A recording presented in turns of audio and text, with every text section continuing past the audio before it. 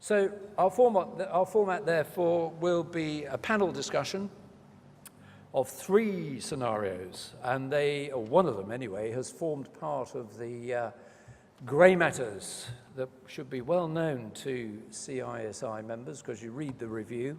1 out of the 3, I wonder if you can spot which one it is, has already been published as a grey matter, but we've updated it, and we've added a couple of twists. But if you're familiar with that format, then you'll know what the other 2 are going to be like.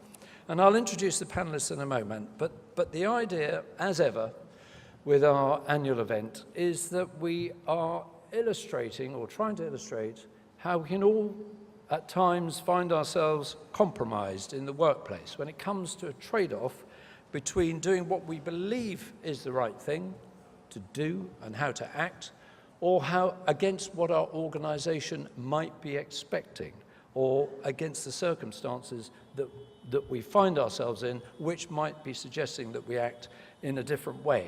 And as ever, we think there's a simple statement at the heart of ethical behavior, and it is doing the right thing when nobody is looking.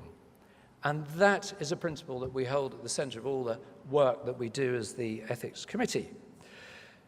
Now, I'm often challenged by actually people in the room I've just spotted who say, why do we spend so much time on ethics and integrity in the wealth management industry? We do not have an issue in our sector. But the theme of this evening is that we've got to maintain the high standards that we've achieved against a backdrop of very rapid change. And that pace of change is accelerating all the time. And you might groan at that point and say, we've been told that for the last 15 years. And that is absolutely true. Only now there are new dynamics to change that truly are making it going quicker.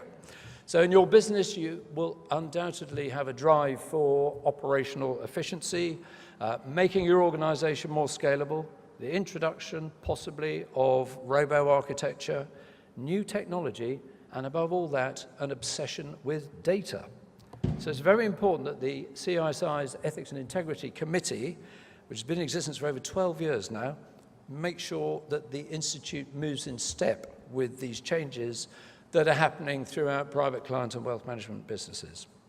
And I think that the signposting of what we've got to concentrate on comes from the regulator. And I'm sure everybody's aware that the FCA published their business plan earlier this year, and that plan has culture and governance right at the heart of it. The regulators make a very clear link between those 2 themes and personal accountability. Why is that? Because we all know SMCR is coming. And so what we have to do in the Institute is develop a range of tools and initiatives that help ensure that the right principles of behavior are embedded in firms so that we can get that conduct risk framework right. And you should, I hope, know what those initiatives are. There was a time when aligning our responsibility and accountability as a control function, if you're a CF, was a lot more straightforward. But now you have to do this in the era of big data and artificial intelligence. So one example of where these come together is machine learning. Now, it hasn't made its way into the private client sector yet, but it certainly will, I'm sure of that. But then we're going to have to work out how we deal with the ethics of machine learning, where machines have the ability to learn without being explicitly programmed. It's quite a frightening thought. Banks are already using that technology. I can see it coming into our industry. It'll be used in research. It'll probably be used for predicting client outcomes. So we have to learn how we work around it and work with it. So how we oversee, my point is how we oversee conduct risk, have to reflect that new technology. It's going to impact on how we deliver our propositions. We've got to ensure that data is only ever used for its intended purpose. That will come out in the discussion this evening. And the CSI will continue to adapt our thinking about ethics in that context. And in the future, we may even have to introduce ethics tests for AI machines so that we can see how they respond. And we're already beginning to think about that. So, right, to our panel this evening, Mr. Carl Hayne.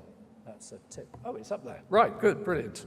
I just want to say about our panel before we go any further, everyone's a volunteer. Everybody's here in their own spare time, and we are very, very grateful for the commitment that they make on our behalf. The panel will respond to scenarios that you'll hear about from some luminaries in a moment, but after that there will be not so much of a Q&A, but an expectation that you may want to make an observation about the scenario. You may want to challenge what one of the panelists said.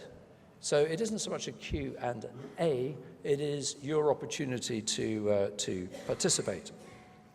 And our first panelist, Sean Demore, who's the Senior Compliance Officer at Santander.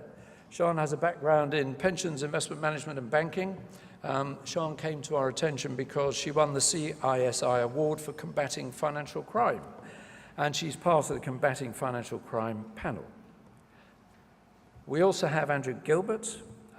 Andrew works for the same shop as myself. It's pure coincidence he's here. He's an investment director at Parmenion, which is a platform and investment business, and Andrew oversees Parmenion's ethical portfolio range.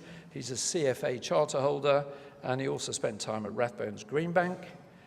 We also have Catherine Howard, who's Chief Exec of Share Action, which works across Europe to promote the highest standards of responsible investment with a priority for protecting retirement assets. So Catherine's a corporate governance and pensions expert. And last but not least, we have Nuala Walsh, who's most recently been the global head of marketing and client servicing for the Standard Life Aberdeen Group. But Nuala's also vice chair of the board of UN Women and also chairs the UN's UK Government and Parliamentary Committee. Nuala is also a member of the Football Association's advisory board. There's a game on tonight, Nuala. I'm sure she's aware of that. So ladies and gentlemen, your panel.